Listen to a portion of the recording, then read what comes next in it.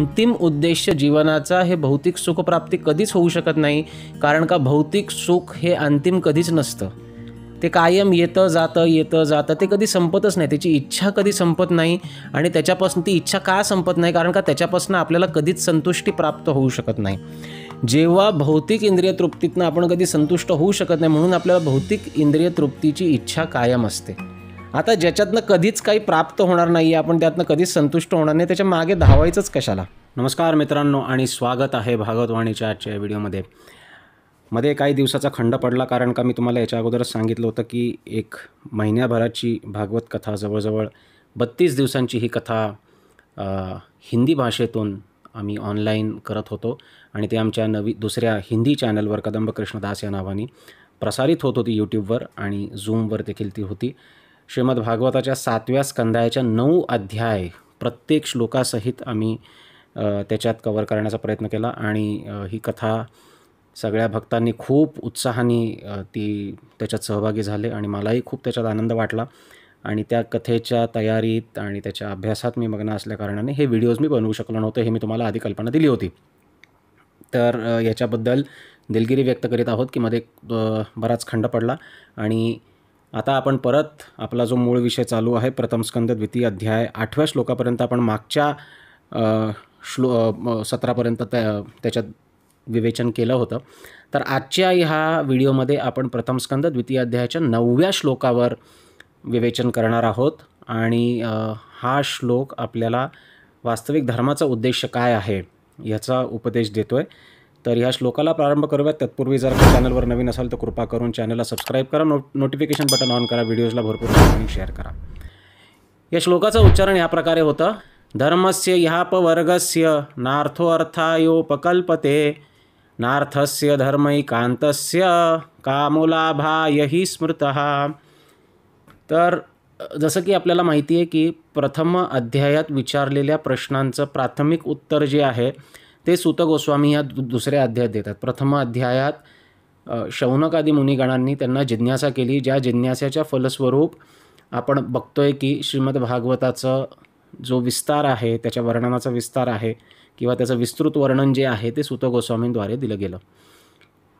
तर ह्या ज्या संक्षिप्त उत्तर जे ते प्राथमिक स्वरूपाची देत आहेत त्याच्यात ते एकांत धर्म ह्याचा वास्तविक उद्देश काय आहे ते ह्या श्लोकात सांगायचा प्रयत्न करतात. धर्मस्य ही आपवर्गस्य. आपवर्ग ह्याचा अर्थ काय होतो बघा, देवनागरी वर्णमालेत एक प वर्ग येतो. वर्णमाला म्हणजे क ख ग घ, आपण जी वर्णमाला अभ्यासली आहे शालेय शिक्षणात ती वर्णमाला. तर त्या वर्णमालेत एक प वर्ग येतो. प वर्गाचा अर्थ काय होतो? प, फ, ब, भ आणि म याला म्हणतात प वर्ग. आता आध्यात्मिक शास्त्रांमध्ये या प वर्गाचं विवेचन खूप सुंदरपणे केलं गेलेलं आहे. प, फ, ब, भ, म याचा अर्थ काय होतो? प, फ, ब, भ, मचा अर्थ होतो या भौतिक जगतात ज्याप्रमाणे आपण कर्म करतोय तो आहे प वर्ग. प वर्ग म्हणजे कसा की प्रत्येकजण भरपूर कष्ट करतोय, परिश्रम करतोय. त्यामुळे प वर्ण परिश्रम. ठीक आहे. तो परिश्रम इतके करतो की त्याच्या तोंडाला पार फेस येतो. जसं की आपण एका बैलाला बघतो किंवा गाढवाला बघतो, खूप काम केल्यानंतर त्यांच्या तोंडाला फेस येतो की नाही, तसं आपण सुद्धा परिश्रम करता करता आपल्या तोंडाला फेस येतो. तो आहे फ. फ वरून फेस. ब, हे सगळं करून आपल्याला काही सुख मिळतं आहे का? तर नाही. हे सगळं करून आपल्याला काय मिळतं आहे? तर बंधन मिळते, म्हणून ब. भ म्हणजे काय? तर या बंधनातून आपल्याला जे उत्पन्न होतं आहे ते आहे भय. भ. आणि अंततोगत्वा ह्या सगळ्या कर्माच्या चक्राच्या अंती आपल्याला काय प्राप्त होतं आहे? तर म वरून मृत्यू. तर परिश्रम केल्याने तोंडाला फेस येतो, त्यातनं बंधन उत्पन्न होतं, बंधनातनं भय उत्पन्न होतं आणि भयातनं अंततोगत्वा ह्या सगळ्याचा जे कल्मिनेशन आहे, ह्या सगळ्याचा जो अंतिम परिणाम आहे तो आहे मृत्यू. प्रत्येक व्यक्तीला मृत्यूला सामोरं हे जावंच लागतं. तर हा प वर्ग जो आहे या भौतिक प्रकृतीत जे जीव या भौतिक शरीरात भौतिक जीवन व्यतीत करतायत त्या भौतिक प्रकृतीला प वर्ग म्हटलं गेलेलं आहे. त्या भौतिक जीवनाला प वर्ग म्हटलं गेलं आहे. अपवर्गाचा अर्थ काय होतो? अपवर्ग म्हणजे ह्याच्या बरोबर विरुद्ध, म्हणजे मुक्तीचा मार्ग, म्हणजे या भौतिक बंधनातून मुक्ती, भयातून मुक्ती, परिश्रमातनं मुक्ती, तोंडाला फेस येण्यापासून मुक्ती, मृत्यूपासून मुक्ती, ह्याला म्हटलं गेलं आहे अपवर्गस्य.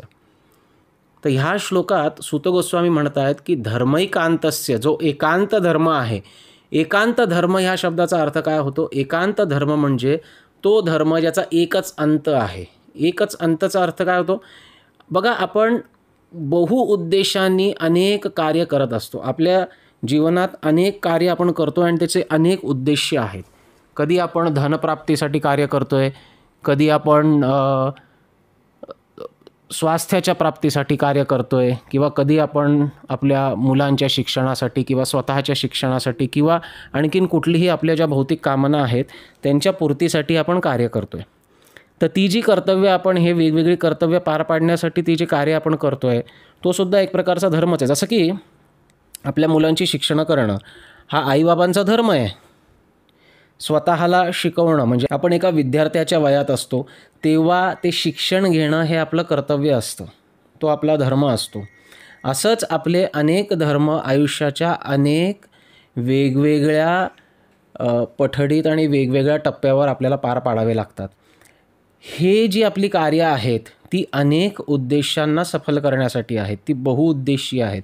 या कार्यांचा गोल किंवा या कार्यांचा अंत हा वेगवेगळा असू शकतो, जो वांछित अंत आहे.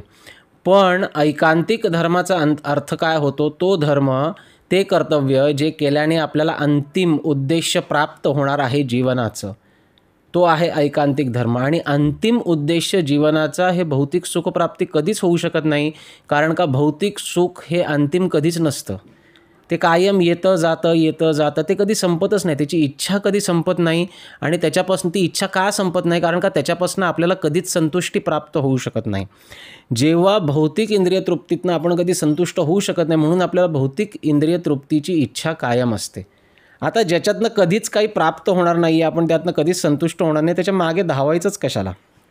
म्हणून असं सांगितलं गेलं आहे आध्यात्मिक शास्त्रांमध्ये, जे मोठे विद्वान आणि महात्मे आहेत, साधू आहेत, भक्त आहेत, त्यांच्याद्वारे हे सांगितलं गेलं आहे की मनुष्याचं वास्तविक कर्तव्य जे आहे ना, ती ही भौतिक इंद्रिय प्राप्ती किंवा भौतिक सुख प्राप्ती नसून तो अंतिम साध्य जे आहे मनुष्य जीवनाचं, आणि ते आहे भगवत संतुष्टी, ते आहे भगवत प्राप्ती.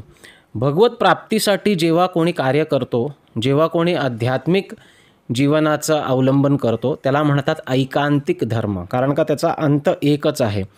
या ऐकांतिक धर्माचा जो उद्देश आहे, त्याचा जो अर्थ म्हणजे गोल, प्राप्तव्य, ते आपण का करतोय ते प्राप्त करण्याचा जे उद्देश आहे, गोल आहे, त्याला अर्थ म्हटलं गेलं. तर धर्मस्य ही अपवर्गस्य, ऐकांतिक धर्माचं जे प्राप्तव्य आहे, ते अर्थ आहे, ते अपवर्ग आहे. अपवर्ग म्हणजे भौतिक बंधनातून मुक्ती मिळवणं हा आहे. न अर्थ अर्थायोपकल्पते, केवळ भौतिक अर्थ किंवा वित्त किंवा धन किंवा पैसा, ज्ञान, सौंदर्य, बल, पद, प्रतिष्ठा, सत्ता हे प्राप्त करणं ऐकांतिक धर्माचा उद्देश कधीच नाहीये आणि नसला पाहिजे.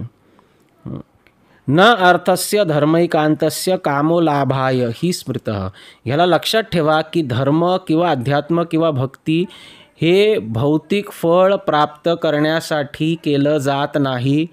भौतिक इच्छा पूर्ण करण्यासाठी कर्म आहेत आणि कर्म केल्याने कर्माचं बंधन लागतं. अध्यात्म किंवा भक्ती हे बंधनातून मुक्त होण्यासाठी केलं जातं.